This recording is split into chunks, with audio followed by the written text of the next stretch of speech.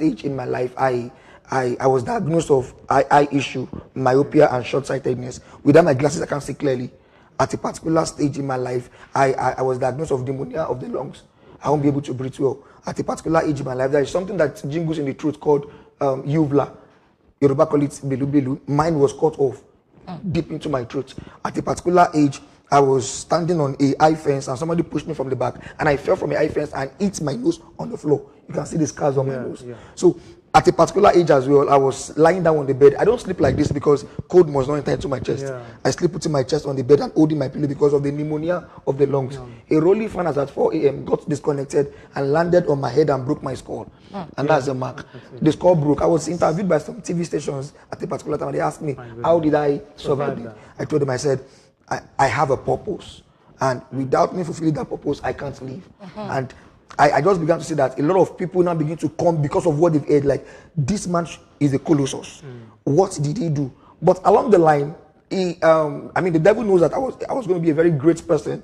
I'm going to be a voice to my generation. So he actually came up with the low self-esteem that led me into addiction called pornography and masturbation. And I can say this, that this is what has actually demoralized and killed the passion in the life of so many young youths and young teenagers. And that is what, it's a stage. I will outline it. It comes from pornography.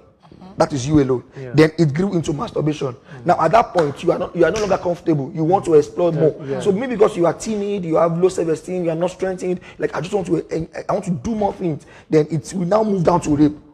Because there are some things that will be coming into your system that will be much more than what your power could. So you are actually hungry. So when we see the issues of incest, issues of rape, it is from that aspect of pornography that grew into masturbation and graduated into rape. So there's a way we actually connected together to go back to the source to understand why it came and how we can cut it off.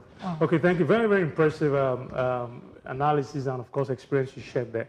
But I want to look at beyond low self-esteem, all right, because we have a lot of viewers that are watching, and some of them probably are struggling with these addictions and are learning from your own practical life experience. Beyond low self-esteem, what are the other things that you think can fuel? I don't want to mention a few are dancing around my head, but let's hear from the horse's mouth. Beyond low self-esteem, what other things can fuel addictions? All right.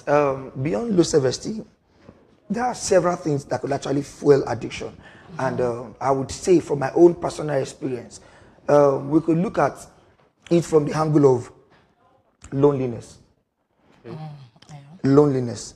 The reason why some actually want to stay drinking, smoking,